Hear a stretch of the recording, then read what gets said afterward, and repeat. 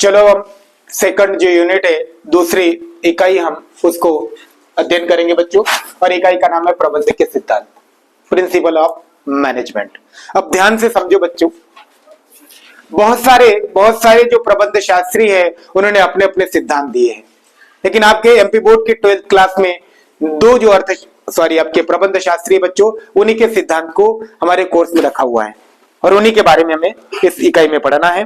तो पहला महाशय है हेनरी फेयोल, ठीक है, और दूसरे महाशय प्रबंध शास्त्री एफडब्ल्यू टेलर। ठीक, ध्यान से, कई बार आपको यही से प्रश्न आएगा बच्चों कि एफडब्ल्यू टेलर का पूरा नाम लिखिए। तो एफ का मतलब होता है फेडरिक और डब्ल्यू का मतलब है विंसलो और टेलर तो पूरा नाम ही है। तो क्या लिखोगे? एफडब्ल्यू टेलर का पूरा नाम Frederick Winslow Taylor. Is it clear? अब ध्यान से बच्चों, इसमें इधर ध्यान दो, हेनरी फेयोल का जो जन्म हुआ था 1841 में। जन्म नहीं पूछेंगे लेकिन कभी पूछा भी जा सकता, थोड़ा सा हम ध्यान में रख लेंगे, है ना। उसका जन्म कब हुआ था? 1841 में, और ये भाई साहब का जन्म हुआ 1856 में। इसका मतलब है बच्चों ये दोनों लगभग आसपास ही जन्मे और इनकी पढ़ाई और प्रबंधक दोनों ने माने समकक्ष ही थे। दोनों क्या? समकक्ष थे, है ना, बहुत ज्यादा अंतर नहीं उनके जन्म में। अब देखो, ये हेनरी फेयोल को ध्यान से बच्चों कई बार क्वेश्चन पूछेंगे, ये आधुनिक प्रबंधक के जनक माने जाते हैं या प्रशासनिक प्रबंधक के जनक माने जाते हैं या प्रबंधक के जनक आएंगे। अब देखो बच्चों ध्यान से, आपको पूछा कि आधुनिक प्रबंधक के जनक है, तो हमारा आंसर हो जाएगा हेनरी फेयोल। दूसरा, प्रशासनिक प्रबंधक के जनक है हेनरी फेयोल, और ना प्रशासनिक बोल ना कुछ, लेकिन बोल रहा है कि आपके प्रबंधक के जनक है, फिर भी बच्चों हेनरी फेयोल आएगा। लेकिन ये भाई साहब एफडब्ल्यू टेलर भी बच्चों क्या है? जनक है, लेकिन वैज्ञानिक प्रबंधक के जनक है उनसे, क्योंकि उन्होंने क्या किया बच्चों, ध्यान दो इधर, हमारे मैनेजमेंट में विज्ञान को लाया। समझ में ना? विज्ञान बच्चों, विज्ञान क्या कहता है कि कोई भी चीज है बिना सोचे समझे, बिना प्रूफ किए उसको मानो नहीं। आपको पता होगा विज्ञान आत्मा भूत इसको मानता के बच्चों नहीं, क्योंकि उसको हम प्रूफ नहीं कर पाते हैं। समझ में ना? विज्ञान उन्हीं चीजों को मानता है जो जिसका हम प्रूफ कर पाते हैं। तो एफडब्ल्यू टेलर ने क्या किया? आपके प्रबंध में विज्ञान लाया, इसलिए इसको वैज्ञानिक प्रबंध के जनक माना जाता है। फिर दोस्तों, उनका निवास जो देश है उसके बारे में भी हम थोड़ा सा क्वेश्चन यदि बने डिटेल में, तो ये भाई साहब फ्रांस के थे, ठीक है, और ये भाई साहब अमेरिका के थे। कहाँ के थे? अमेरिका के थे, और अमेरिका का भी इस जगह का नाम था फिलाडेल्फिया नामक स्थान है अमेरिका में, वहां जन्मे थे हमारे वैज्ञानिक प्रबंध के जनक एफडब्ल्यू टेलर। ठीक है बच्चों, फिर और हमें ध्यान में रखना, इससे जो पूछा जा सकता है कि इसकी पुस्तक 1916 में इसने अपनी पुस्तक लिखी बच्चों, कौन सी? जर्नल माने जनरल एंड इंडस्ट्रियल मैनेजमेंट नाम की पुस्तक लिखी, है ना। और इसी पुस्तक में उसने अपने अनुभव के आधार पर, किसके आधार पर? 14 सिद्धांत बताए प्रबंधन के लिए। कितने सिद्धांत बताए? 14 सिद्धांत बताए, है ना। उनमें से हमें कम से कम 5 सिद्धांत एग्जाम के दृष्टि से याद रखना है, ठीक है। हाँ, और एन प्रबंध शास्त्री, महान प्रबंध शास्त्री की मृत्यु हुई बच्चों 1925 में, ठीक है। तो इसका संक्षिप्त जीवन परिचय हमने देख लिया। हाँ, ये भाई साहब ने 2 पुस्तकें लिखी बच्चों, कौन सी? 2 पुस्तकें, एक लिखी शॉप मैनेजमेंट और दूसरी वैज्ञानिक प्रबंधन के सिद्धांत। शॉप मैनेजमेंट लिखी 1903 में और 1911 में वैज्ञानिक प्रबंधन के सिद्धांत लिखी, है ना। तो जब से उसकी पुस्तक आई, कौन सी? वैज्ञानिक प्रबंधन के सिद्धांत, तब से ही वैज्ञानिक प्रबंध शब्द अस्तित्व में आया। समझ में ना? ये पुस्तक से ही, ठीक है ना। कब है? 1911 में। अब ध्यान ये रखना बच्चों, इनकी मृत्यु गई 1915 में। कब हो गई?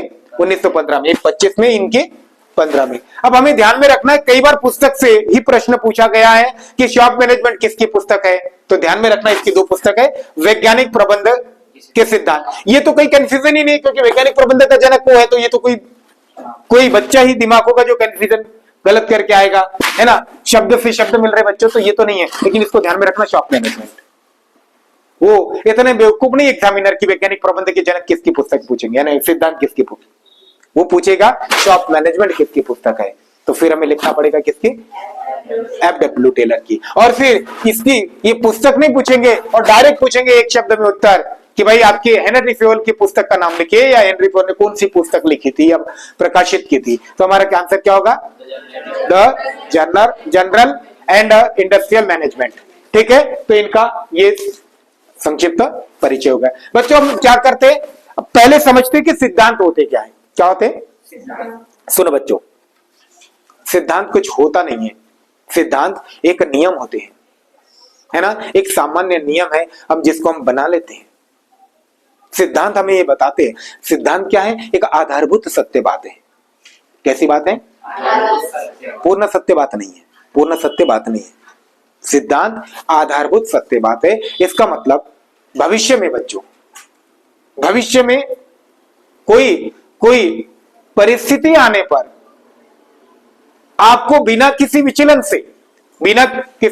से आपको क्या करना है और क्या नहीं करना है, ये बात हमें सिद्धांत बताते हैं। बात समझ में आ रही है कि भविष्य में जब हमारी गाड़ी है ना रुक जाएगी तो उस समय हमने क्या करना चाहिए और क्या नहीं करना चाहिए, ये बातें कायमी होती है सिद्धांत। और सिद्धांत क्या होते हैं, आधारभूत सत्य। कोई दिक्कत है नहीं। हाँ, हमें पूछेंगे प्रबंधक के सिद्धांत क्या होते हैं, तो हम लिखेंगे प्रबंधक के सिद्धांत का मतलब सिद्धांत एक आधारभूत सत्य होता है, सिद्धांत एक सामान्य नियम होते हैं। भविष्य में बच्चों यदि विपरीत परिस्थिति में हमें बिना किसी विचलन से क्या करना है और क्या नहीं करना, ये मार्गदर्शन करने का काम हमारे सिद्धांत का होता है। कोई दिक्कत है बच्चों नहीं। फिर हमें सिद्धांत की परिभाषा, एक फेमस परिभाषा है किसकी, जॉर्ज टेरी के अनुसार। तो उन्होंने कहा कि सिद्धांत सत्य का आधारभूत वक्तव्य है। सिद्धांत सत्य का, असत्य का नहीं बदमाश, ये इधर ध्यान दे, किसका, सत्य का आधारभूत वक्तव्य है जो विचार और कार्य का मार्गदर्शन करता है। Is it clear? कई बार तो यही पूछा कथन और फिर बोलते कि किसका कथन है, हमें याद रखना पड़ेगा जॉर्ज टेरी का। अब बच्चों हम देखते हैं कि इन दोनों के बीच में उन्होंने जो सिद्धांत दिए हैं, तो बच्चों हम कम से कम इसके कितने सिद्धांत देखना है, 5 सिद्धांत देखना है। 5 न देखे तो चलेगा बच्चों, 4 में ही काम चल जाएगा क्योंकि 4 अंक के प्रश्न बनेंगे अभी। तो पहला सिद्धांत हम इसका देखते हैं, है ना, हेनरी फेयोल का। कौन सा बच्चों, हाँ, श्रम विभाजन का सिद्धांत। ध्यान से बच्चों, यदि हेनरी फेयोल के सभी सिद्धांत बच्चों आप ध्यान से पढ़ लोगे ना, तो जो पर्सनालिटी डेवलपमेंट नाम का कोई शब्द सुना क्या आपने, व्यक्तित्व विकास सुना ना बच्चों, है ना, आर्ट ऑफ लिविंग, जीवन जीने की कला, ये अपने आप आपकी डेवलप हो जाएगी। बात समझ में आ रही ना, व्यक्तित्व का विकास करने में ये प्रबंध शास्त्री, महान प्रबंध शास्त्री हेनरी फेयोल के सिद्धांत को यदि आप अपने जीवन में अपनाते हो तो सुनो बच्चों, बहुत ही साइंटिफिक तरीके से उसने अपने सिद्धांत बताए गए, लेकिन वैज्ञानिक प्रबंध की जनक नहीं हो, ठीक है ना। तो देखो, श्रम विभाजन का सिद्धांत मतलब क्या है, ये किसके बारे में सिद्धांत है बच्चे, हाँ, श्रम विभाजन का मतलब बच्चों काम बांटना। जब हमें कार्य का भी बंटवारा करना है, कर्मचारी के बीच में काम बांटना है कि कौन सा कर्मचारी, मुझे बताओ कि 10 प्रकार के काम होंगे बच्चों, तो क्या सब व्यक्ति करेंगे क्या, नहीं सर, पर्टिकुलर काम क्रम में पर्टिकुलर व्यक्ति को ही सौंपना पड़ेगा। तो देखो, इस सिद्धांत में हेनरी फेयोल ने कहा कि कार्य का विभाजन, किसका विभाजन, श्रम विभाजन के सिद्धांत पर और विशिष्टीकरण के सिद्धांत पर होना चाहिए। किसके आधार पर, श्रम विभाजन और विशिष्टीकरण सिद्धांत के आधार पर होना चाहिए। अर्थात प्रत्येक व्यक्ति प्रत्येक कार्य को करने में सक्षम नहीं होता बच्चों, जो व्यक्ति जिस कार्य को करने में सक्षम है उस व्यक्ति को वही काम सौंपना चाहिए, ऐसा इन्होंने श्रम विभाजन के सिद्धांत में बताया। एक बार रिपीट कर दूं कि हेनरी फेयोल जी के अनुसार प्रत्येक कार्य प्रत्येक व्यक्ति नहीं कर सकता, समझ में आना, माने कार्य का विभाजन बच्चों श्रम विभाजन और विशिष्टीकरण के सिद्धांत के आधार पर होना चाहिए। अर्थात प्रत्येक व्यक्ति प्रत्येक कार्य को करने में सक्षम नहीं होता, जो व्यक्ति जिस कार्य को करने में सक्षम है उसको वही काम सौंपना चाहिए। तो वही, क्या आप ये सिद्धांत को, आपको इन फ्यूचर में बच्चों काम बांटने की जरूरत नहीं पड़ेगी, पड़ेगी ना। आपका बर्थडे है, आपका फंक्शन है, तो आपको काम तो डिस्ट्रीब्यूट करोगे ना बच्चों, तो आप ध्यान में रखना इनके सिद्धांत को, है ना। हेनरी फेयोल जी को याद रखना कि उन्होंने क्या कहा कि जो व्यक्ति जिस काम को करने में लायक है, सक्षम, उसको वही काम सौंपना। समझ में ना भाई। आपके यहाँ डेकोरेशन का काम है तो जिसको आता डेकोरेशन करना अच्छे से आता है उसको वो वाला काम दो, जिसको जो बार्गेनिंग आती है उसको मार्केट में भेजो। मतलब जिसकी योग्यता और क्षमता जिस काम की वैसा काम उसको सौंपना। समझ में आ रहा बच्चों? ठीक है, दूसरा सिद्धांत बताओ ना बच्चों, अधिकार एवं उत्तरदायित्व एवं उत्तरदायित्व। सुनो ध्यान से, अधिकार एवं उत्तरदायित्व बच्चों एक दूसरे से अंतर संबंधित है। कैसे है? कई बार क्या होता बच्चे कि हम अधिकारों की बात करते हैं, हम अधिकारों की बात करते हैं कि हमें ऐसे मिलना चाहिए, हमारे देश से हमें इतना मिलना चाहिए, हमें सरकार से इतना मिलना चाहिए, है ना, हमारे पेरेंट्स से इतना मिलना चाहिए, लेकिन हम हमारे उत्तरदायित्व को भूल जाते हैं। लेकिन ऐसा नहीं होगा बच्चों। अधिकार एवं उत्तरदायित्व दोनों साथ होंगे, दोनों अंतर संबंधित है। यदि बदमाश तू उत्तरदायित्व को निभाएगा तभी अधिकार प्राप्त करने के लिए आप योग्य हो, लेकिन उत्तरदायित्व नहीं निभा रहा तो फिर अधिकार लेने की आपकी कोई, है ना, अधिकार नहीं ले सकता। फिर बात समझ में आ रही? तो देखो ध्यान से इधर, फेयोल के अनुसार अधिकार एवं उत्तरदायित्व एक दूसरे से संबंधित है। कैसे? हाँ, अंतर संबंधित है। यदि किसी कर्मचारी को किसी कार्य को करने का उत्तरदायित्व सौंपते हो तो फिर उस व्यक्ति को साधनों का उपयोग करने और निर्णय लेने का अधिकार भी सौंपो। उत्तरदायित्व सौंपा तो अधिकार भी सौंपो, तो यही तो अधिकारी उत्तरदायित्व है ना। यदि आपने उसको उत्तरदायित्व सौंपा और साधनों का उपयोग करने और डिसीजन लेने का यदि आपने उसको अधिकार नहीं दिया तो काम पूरा होगा क्या? नहीं। समझ में आ रहे कि नहीं आ रहे, है ना। यदि मान के चलो हमने कर्मचारी को बताया कि बच्चों कि ये हमें ये यहाँ पे पूरी पेंटिंग करना है, लेकिन काम बता दिया, लेकिन मुझे बताओ एक काम को पूरा करने के लिए आपको पेंट लगेगा, ब्रश लगेगा और जो भी सीढ़ी लगेगी, बहुत सारी चीजें लगेगी, और वो यदि आपने उसका अधिकार नहीं सौंपा तो काम पूरा होगा क्या? नहीं। तो इसका मतलब उत्तरदायित्व यदि सौंपते हो तो फिर साधनों का उपयोग करने और निर्णय लेने का अधिकार भी सौंपना चाहिए। कोई दिक्कत है बच्चों? नहीं। फिर तीसरा है अनुशासन। अनुशासन का मतलब है बच्चों डिसिप्लिन। डिसिप्लिन हर जगह जरूरी है। बात समझ में आ रही ना, है ना। डिसिप्लिन तो हर जगह जरूरी है, बिना डिसिप्लिन से कुछ नहीं होगा। इसलिए फेयोल जी ने भी संस्था में भी डिसिप्लिन का महत्व बताया, माने अनुशासन का महत्व संस्था में भी होना चाहिए। अनुशासन का मतलब क्या है बच्चे? किसको बोलते हैं अनुशासन? कि पिताजी ने यदि आपको बोला कि बच्चे ऐसा नहीं करना तो मान लेना चाहिए, यही अनुशासन है। क्योंकि बड़े कह रहे हैं तो सोच विचार करके कह रहे होगे, है ना। हमारे पास उतनी अक्ल थोड़ी है। तो इसका मतलब मैनेजर यदि कुछ कह रहा है तो कर्मचारी को पता है कि मैनेजर के पास दिमाग है इसलिए कुछ कह रहा होगा।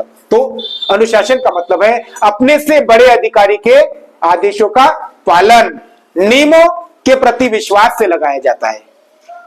किससे? किससे बच्चों? अपने से बड़े अधिकारियों के आदेशों का पालन एवं नियमों के प्रति विश्वास से लगाया जाता है। और संस्था में अनुशासन का बहुत महत्वपूर्ण स्थान होता है। एक जो कुशल या श्रेष्ठ प्रबंधक बच्चों अनुशासन कैसे बनाएगा, उसका दो चीजें, स्पष्ट नियमों एवं निष्पक्ष नियमों के द्वारा। माने एक श्रेष्ठ प्रबंधक संस्था में स्पष्ट एवं निष्पक्ष नियमों के द्वारा अनुशासन बनाए रखता है। आपके नियम कैसे हो बच्चे? स्पष्ट हो, नियम स्पष्ट हो। हमेशा याद रखना, है ना, 12th के बाद मेरे पास आओगे नहीं आओगे, लेकिन हमेशा याद रखना सफलता तभी मिलती है बच्चों कि हमारा रोल और गोल स्पष्ट हो। बात समझ में आ रही ना। हमारे जीवन में कोई कंफ्यूजन हो कि हमें करना क्या है, हम घर से निकले तो कहां जाना है वो पहले डिसाइड होना चाहिए, है ना। तो इसको बोलेंगे स्पष्ट नियम और निष्पक्ष नियम चाहिए, माने पक्षपात ना हो कर्मचारियों के साथ। तो संस्था में क्या होगा बच्चों? अनुशासन बनाएंगे। तो और चौथा है आदेश की एकता बच्चों, और फिर है इकट्ठे समझा देता हूं निर्देश की एकता। ये बहुत ही सिंपल बच्चों ये उसके सिद्धांत है ना। एक छोटा सा बच्चा है, 4 साल का बदमाश, उसको भी समझ में आ जाते सिद्धांत इसकी, समझ में है ना। 4 साल का, 5 साल का मेरा बच्चा है, छोटा सा प्रिंस, वो भी समझता है आदेश की एकता। मतलब कि मैं उसको जाके अभी बोलूंगा कि बेटा 1 गिलास पानी लाना मेरे लिए, उसकी मम्मा भी बोलती बेटा ऐसा काम कर रहे, तो बोलती मम्मा नहीं, पहले मैं एक काम करूंगा, है ना, डैडी के लिए पानी ले जाऊंगा, क्योंकि मैं एक काम ही कर सकता हूं। तो वही तो बात है कि एक व्यक्ति, बच्चे एक समय में एक ही काम कर सकता है ना, वही उन्होंने सिद्धांत बना के दिया आदेश की एकता। तो मतलब क्या है कि संस्था में एक समय में एक कर्मचारी को एक ही व्यक्ति से किसी कार्य को करने का आदेश मिलना चाहिए, उसी को कहते हैं आदेश की एकता। एक समय में एक कर्मचारी को एक ही अधिकारी से काम मिलना चाहिए, काम का आदेश मिलना चाहिए, वो है आदेश की एकता। यदि आगे लिखना पड़ेगा, यदि एक ही कर्मचारी को एक ही समय में एक से अधिक अधिकारियों से कार्य के आदेश आते हैं, तो वह उलझन में पड़ जाता है कि किसका काम पहले करे और किसका काम बाद में। समझ में आया ना। मेरे प्यारे से बच्चे को यदि मम्मा डैडी दोनों इकट्ठे काम बता देंगे, तो बच्चा केवल एक ही काम करेगा, है ना, फिर वो उलझन में पड़ेगा, चलो कि किसका काम करे। बात समझ में आ रही ना। यदि मम्मा का काम करते तो डैडी नाराज, डैडी का पहले काम होगा तो मम्मा नाराज। तो वैसे कर्मचारी में भी होता बच्चों, 4 अधिकारी ने आदेश बता दिए, है ना, तो किसी एक का पहले करेगा तो 3 तो नाराज होंगे ना बच्चों, ठीक है। इसलिए आदेश की एकता। फिर निर्देश की एकता इसी से मिलता जुलता है। सुनो बच्चों, ध्यान में एक बात, ये लड़की दिव्या ध्यान में रख, इसमें क्या निर्देश की एकता में एक समान उद्देश्य होने पर, क्या बोला मैंने, एक समान उद्देश्य होने पर सभी कर्मचारियों को एक ही अधिकारी से निर्देश प्राप्त होना चाहिए। हो गया निर्देश की एकता खत्म। क्या बोला मैंने, ध्यान से, एक समान उद्देश्य होने पर संस्था में सभी कर्मचारियों को एक ही अधिकारी से क्या मिलना चाहिए, निर्देश मिलना चाहिए। तो हो गया निर्देश की एकता। उद्देश्य समान है, उद्देश्य समान है। मान के चलो बच्चों, आप खुश मत हो जाना, मैं आपको पिकनिक ले जाऊंगा, है ना, कुछ दिन बाद, यदि मान के चलो तो ये उद्देश्य एक ही, पिकनिक जाने का सबका। सुनो ना ध्यान से बच्चों, है ना, इतना खुश मत हो। तो मैं बोल रहा हूं कि पिकनिक बच्चों ले जाओगा तो आप 150 लोगों इकट्ठे, तो उद्देश्य एक ही है, तो फिर एक ही व्यक्ति ने निर्देश देना चाहिए कि भाई मैं ही यदि आपको निर्देश दूंगा कि आपको पिकनिक में कहाँ चलना है, कैसे चलना है, कब क्या, तो ठीक है। नहीं तो 2-4 सर हो गए, वो कुछ और बोल रहे तो दिक्कत आएगी ना, ठीक है। तो ये उसकी क्या हो गए, आदेश की एकता, है ना, निर्देश की एकता। तो बच्चों ये हो गए इसके हेनरी फेयोल के सिद्धांत। और भी स्थायित्व, है ना, स्थायित्व, व्यवस्था, समता, है ना, ये ढेर सारे इनके 14 टोटल सिद्धांत है। तो स्थायित्व समझ लो। फेयोल के अनुसार संस्था को बार बार छोड़कर जाने वाला उत्तम दर्जे के कर्मचारी की अपेक्षा संस्था में स्थायी रूप से टिके रहने वाला मध्यम दर्जे का कर्मचारी संस्था के लिए हितकर होता है। Is it clear. तो ये हो गए इनके सिद्धांत। तो पहला है बच्चों श्रम विभाजन का सिद्धांत, है ना, दूसरा है अधिकार उत्तरदायित्व, अनुशासन, आदेश की एकता, निर्देश की एकता, स्थायित्व, समता, है ना, व्यवस्था। अब देखो व्यवस्था भी बता दूं मैं आपको, है ना, कम से कम आप थोड़े अपने जीवन में व्यक्तित्व को तो निखारोगे। व्यवस्था में क्या बताया उसने माने किसने, आपके हेनरी फेयोल जी ने बताया है कि सुनो वंशिका इधर ध्यान, कि व्यवस्था में उन्होंने ये बताया कि प्रत्येक वस्तु के लिए, प्रत्येक चीज के लिए एक स्थान होना चाहिए। ध्यान से, क्या बोला मैंने, कि प्रत्येक चीज के लिए एक स्थान होना चाहिए और प्रत्येक चीज अपने ही स्थान पे होना चाहिए। यही व्यवस्था है। नहीं समझे, प्रत्येक चीज के लिए एक स्थान और प्रत्येक चीज अपने स्थान पे ही होना, यही व्यवस्था है। नहीं तो अव्यवस्था हो जाएगी। हम किसी के घर में जाते हैं बच्चे, है ना, शूज इधर है, बैग उधर है, अब ये बदमाश घर में गया, बैग उधर फेंकता है, शूज उधर, ये सब अव्यवस्था करके रखता है। और फिर जब, है ना, जब ट्यूशन जाएगा तो मम्मा मेरी बैग नहीं मिल रही, मम्मा मेरा जूता कहाँ है, सॉक्स कहाँ है। अरे अव्यवस्था मूर्ख, 12th पढ़ रहा है तू। हेनरी फेयोल जी ने व्यवस्था का सिद्धांत दिया और उसको ही नहीं पढ़ा तूने। उन्होंने कहा कि प्रत्येक चीज के लिए एक स्थान हो। मतलब सुनो ध्यान से, हंसने वाली बात नहीं है। आपका जूता कहाँ रहेगा, वो वही स्थान फिक्स करो और हमेशा वही आपका जूता मिलना चाहिए, है ना। आपकी बैग कहाँ रहेगी, वो वही एक स्थान फिक्स होना चाहिए। आपके डॉक्यूमेंट्स कहाँ रहेगी बच्चों, कौन से फाइल में, कौन से अलमारी में, वो फिक्स यदि रहेगा तो समय की बर्बादी नहीं होगी बच्चों और अव्यवस्था नहीं होगी। यही बता दिया, तो कितनी अच्छी है। तो आपको इसको अपने जीवन में भी अपनाना है, व्यवस्था से रहो। कैसा रहो, व्यवस्था से, माने जो हर चीज के लिए एक जगह फिक्स कर लो और वो चीज वही अच्छी लगती है, ठीक है। तो अब इसके बाद बच्चों हम किसके देखने वाले हैं, FW टेलर की हम 3 सिद्धांत देखते हैं। कितने सिद्धांत देखते हैं, 3 सिद्धांत देखते मात्र। और क्योंकि वहां से इंपॉर्टेंट नहीं बच्चों, वहां से सिद्धांत अभी तक नहीं पूछते, पूछेंगे तो इसके पूछते हैं, ठीक है ना। तो पहला सिद्धांत है भाई साहब का कौन सा, कार्यानुमान का सिद्धांत। ध्यान से समझो, आप उसके नाम से ही समझ सकते हैं, कार्य का अनुमान लगाना, कार्य का अनुमान लगाना। माने FW टेलर के अनुसार प्रत्येक कार्य को करने से पहले उसको लगने वाले समय का अनुमान लगाना चाहिए। क्या लगाना चाहिए, उसको लगने वाला, उसको समाप्त करने में कितना समय लगेगा उसका अनुमान लगा लेना चाहिए। तभी कर्मचारी कार्य की या समय की बर्बादी नहीं कर पाएंगे।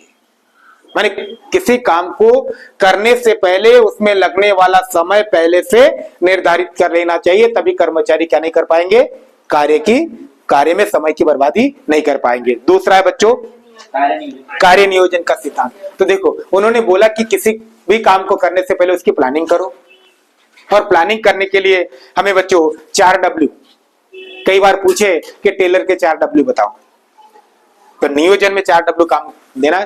पहला है कि क्या करना है, दूसरा है कैसे करना है, तीसरा कब करना है और किसे करना है। माने पहला है what to do, how to do, है ना, व्हेन टू डू और whom टू डू। व्हाट, उसके बाद कि हाउ, व्हेन और whom। माने ये चारों वर्ड में बच्चों WW वर्ड आ रहा है, इसलिए इसको 4W बोलते हैं। क्या बोलते हैं, 4W, ठीक है। तो कार्य नियोजन में क्या बताया उन्होंने कि प्रत्येक कार्य को करने से पहले उसकी एक योजना बना लेनी चाहिए, उसका नियोजन कर लेना चाहिए। योजना बनाने के लिए या नियोजन करने के लिए सबसे पहले ये देखना है कि क्या करना है, कैसे करना है, कब करना है और किसे करना है। इसकी एक व्यवस्थित योजना हो। फिर बच्चों अपवाद का सिद्धांत, कई बार पूछे, पूनम ध्यान में रखना बेटा कि अपवाद का सिद्धांत क्या है, अपवाद क्या है, प्रश्न आएगा 2 मार्क के लिए। सुनो, अपवाद का मतलब है, उन्होंने अपवाद के सिद्धांत में टेलर जी ने क्या बताया कि देखो सभी सामान्य परिस्थिति में, कब की बात करी, विशेष परिस्थिति की बात नहीं कर रहा मैं, सामान्य परिस्थिति में सभी कार्य बच्चों, सभी कार्य अधीनस्थ कर्मचारी द्वारा किए जाने चाहिए। किसके द्वारा, अधीनस्थ कर्मचारी द्वारा किए जाने चाहिए। और अपवाद स्वरूपी बच्चों, अपवाद स्वरूपी कर्मचारी के कार्य में क्या करना चाहिए, दखल देना चाहिए। अपवाद स्वरूपी कर्मचारी के दैनिक कार्यों में प्रबंधकों द्वारा हस्तक्षेप या दखल देना चाहिए। कोई दिक्कत है नहीं। फिर प्रमापीकरण का सिद्धांत, उन्होंने कहा कि किसी भी कार्य को करने से पहले प्रमाप निर्धारित करो। और ध्यान से बच्चे पूछेगा कि प्रमापीकरण वैज्ञानिक प्रबंध की जान है। प्रमापीकरण वैज्ञानिक प्रबंध क्या है, जान है। उन्होंने बोला कि हर कार्य को करने से पहले क्या निर्धारित कर लो, प्रमाप, है ना। बच्चे प्रिया यदि मान के चलो चाय बनाती है तो कुछ प्रमाप है कि नहीं है ना, कि भाई 1 कप चाय बनाने के लिए और 10 कप चाय बनाना है तो आपका प्रमाप है ना, कितना पानी, कितना दूध, कितना शक्कर, कितनी चाय पत्ती, कितना अदरक, है ना, और कितने समय तक उबालना। बात समझ में आ रही। इसका पहले से यदि प्रमाप निर्धारित होगा तो अपव्यय नहीं होगा। क्या नहीं होगा बच्चों, है ना। अपव्यय के कारण ही तो बच्चों लागत में वृद्धि होती है, समझ में आना। तो इनके सिद्धांत हो गए। और दोस्तों अगला जो प्रश्न हम समझने वाले, इसमें से दोनों के सिद्धांतों में पहले समानता, कौन से, समानता। समानता का पहला है बच्चों क्या, हाँ, समान लक्ष्य। हाँ ध्यान से बच्चों, गड़बड़ी न करो। फिर है अनुभव का आधार, फिर है बच्चों मानवीय, उसके बाद है आपका अर्जित प्रक्रिया, फिर है बच्चों नियोजन का,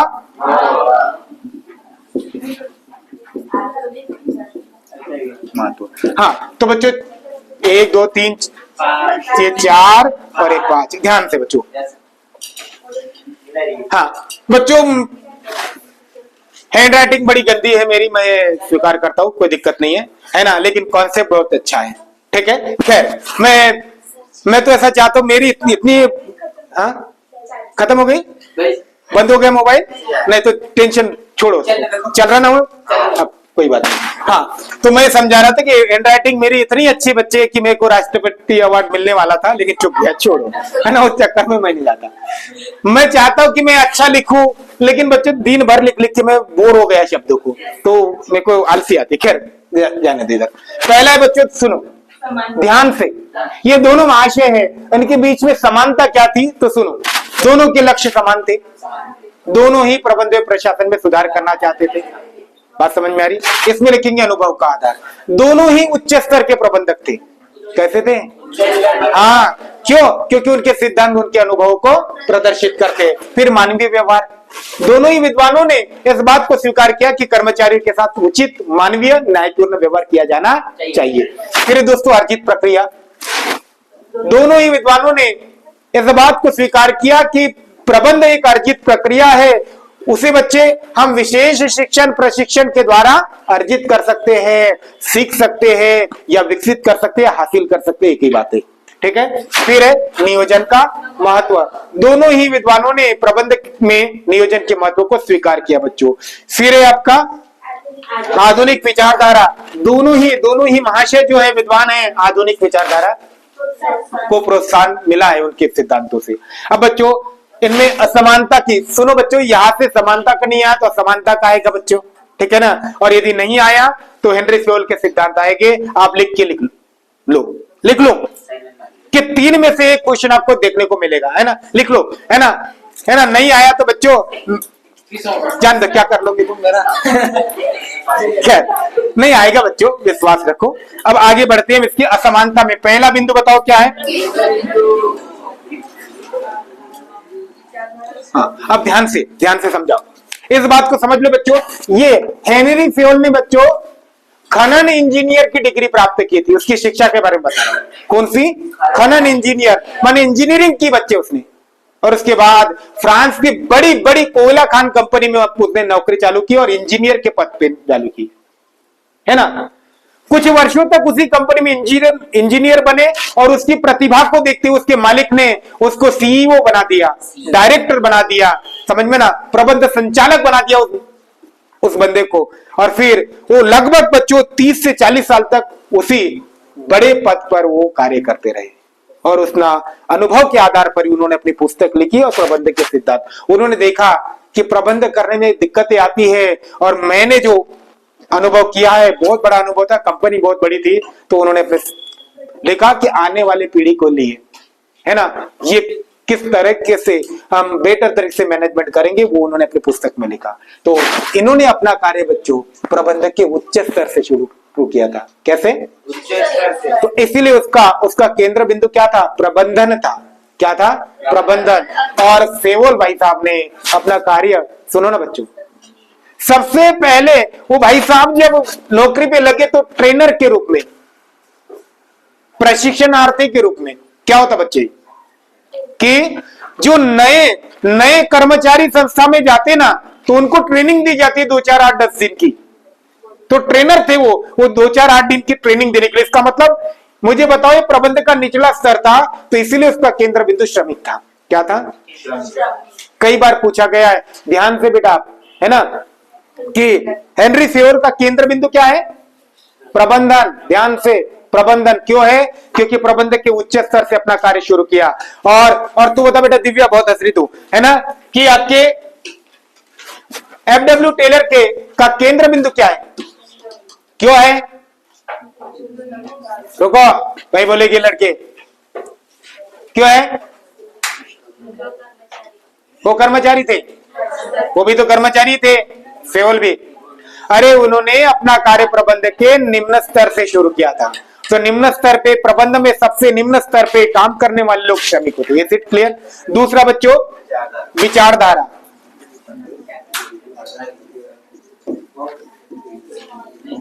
सुनो बच्चों, विचारधारा का मतलब क्या है कि टेलर के जो सिद्धांत है ना, ना बेटा टेलर के कैसे, हाँ, और हेनरी फेयोल के व्यवहारिक। हाँ, मुझे बताओ बात व्यवहारिक अच्छी है या सिद्धांतिक है? सर व्यवहारिक अच्छी है ना। ये बोले कि सर मुझे तैरना सिखाओ, बोल रहा था एक दिन, सर मुझे तैरना सिखाओ। अब मुझे बताओ बच्चों, यहाँ पे इस रूम में मैं उसको तैरना सिखाऊं कि बच्चे की ऐसा हाथ करना है और पैर ऐसे करना है, तो ये सारा ज्ञान बच्चे सिद्धांतिक होगा। समझो ना बच्चों ध्यान से, मैं आपको सिद्धांतिक बता रहा है, लेकिन उससे कोई फायदा होगा क्या? नहीं। उसको तैरना सिखाना है तो पानी में ले जाके फेंकना पड़ेगा, वही सिखाना पड़ेगा। बात समझ में आ रही ना? तो सुनो, आपके किसके, टेलर के सिद्धांत सैद्धांतिक है और आपके फेयोल के सिद्धांत कैसे, व्यवहारिक अधिक है। फिर है स्वीकृति। हाँ, स्वीकृति क्या होता बच्चे? स्वीकृति तो सुनो, टेलर के सिद्धांतों का श्रमिकों द्वारा विरोध किया गया। क्यों विरोध किया समझो?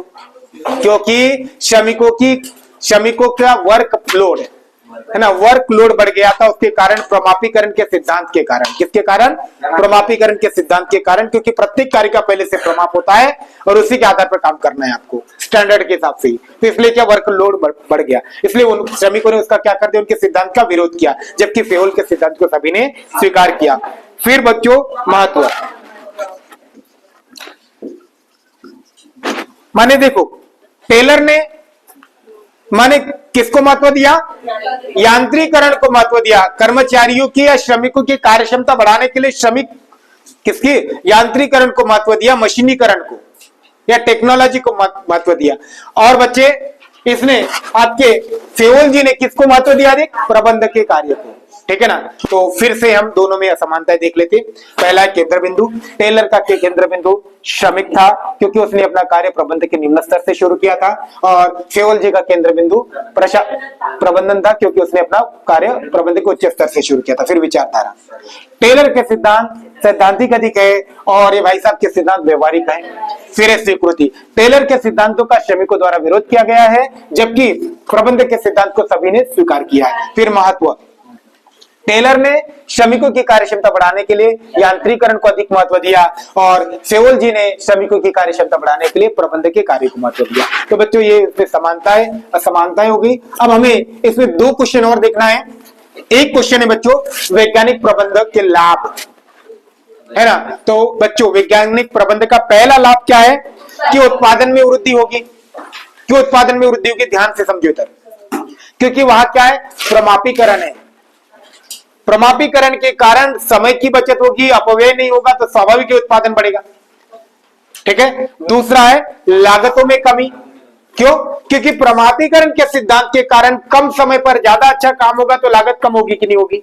हो जाएगी, इसका फायदा होगा। फिर लाभों में वृद्धि, यदि आपका बच्चे उत्पादन बढ़ रहा है, लागत कम हो रही है, तो लाभ बढ़ेगी नहीं बढ़ेंगे, है ना। उत्पादन क्या हो रहा है? बढ़ रहा है, लागत कम हो रही है, तो फिर लाभों में वृद्धि होगी। और फिर प्रमापीकरण का भी लाभ है, क्योंकि प्रमापीकरण के कारण आपका सही काम समय पे हो रहा है, अपव्यय नहीं हो रहा। फिर है स्वेच्छाचारी नियमों की कमी। मतलब क्या सुनो बच्चों, कई बार यदि प्रमाप न होने से कर्मचारी अपनी इच्छा से नियम बना लेते, मन में आए उस तरीके से काम करेंगे, जब आएंगे जब जाएंगे। ऐसे नियम टेलर के समय नहीं बन सकते, क्योंकि हर काम का पहले से बजट है, प्रमाप है, और उसी के दायरे में रह के आपको काम करना है। तो फिर आप अपने हिसाब से कोई भी नियम नहीं बना सकते, तो इस स्वेच्छाचारी नियमों में कमी हो जाएगी। बच्चों इसमें वैज्ञानिक प्रबंधक की हानियां भी आ सकती है, उसको भी पढ़ लेना। उसके बाद इंपॉर्टेंट क्वेश्चन यहां से समय अध्ययन और थकान, है ना। समय अध्ययन और थकान अध्ययन में हमें बच्चों अंतर समझना है, तो 3 कॉलम बना लेंगे। अंतर का आधार, है ना, और समय अध्ययन और थकान अध्ययन। तो पहला है उद्देश्य। तो मुझे बताओ समय अध्ययन का उद्देश्य क्या है? तो समय अध्ययन का उद्देश्य कार्य को लगने वाला प्रमापित समय निर्धारित करना। कार्य को लगने वाला प्रमापित समय। मतलब बच्चों हमें कोई काम करना है तो उसको कितना समय, प्रमापित समय लगेगा, वो निर्धारित करना इसका उद्देश्य है। और थकान अध्ययन का उद्देश्य बच्चों कि कर्मचारियों की अनावश्यक हरकतों को, किसको, हरकतों को क्या करना, कम करना, या हरकतों या चेष्टाओं को कम करना। फिर दोस्तों फिर आपका है समय। समय तो बच्चों समय अध्ययन या क्रम भी बोल सकते हैं। समय अध्ययन पहले किया जाता है, समय अध्ययन थकान अध्ययन से पहले किया जाता है और ये बाद में किया जाता है, ठीक है। फिर है दोस्तों प्रयोग, है ना।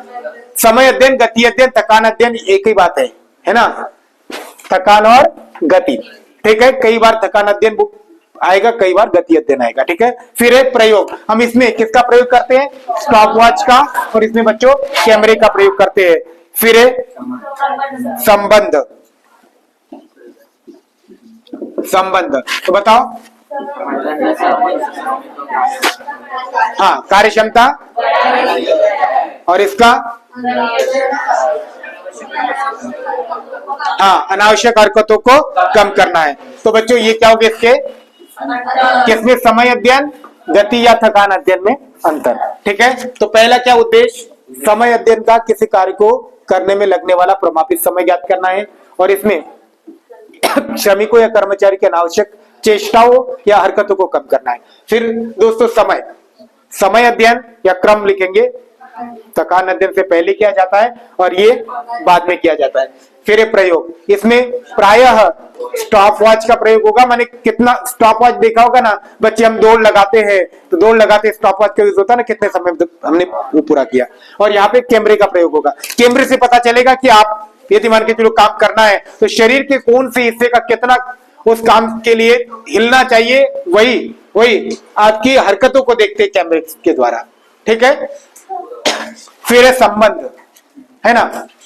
इसका संबंध क्या है, हाँ श्रमिकों की कार्य, हाँ का पता लगाना, श्रमिकों की कार्य क्षमता का पता लगाना या बढ़ाने से होता है, और ये क्या है, अनावश्यक हरकतों को कम करना होता है। तो बच्चों यहाँ पे हमारा पहली इकाई और दूसरी इकाई, पहली इकाई पे निर्धारित अंक है बच्चों 8, दूसरी पे 6, टोटल 14 अंक की इकाई हमारी समाप्त हो गई है। आने वाला वीडियो अगले 2 इकाई का आएगा और वस्तुनिष्ठ का अलग से मिलेगा। वीडियो देखने के लिए बहुत बहुत धन्यवाद दोस्तों।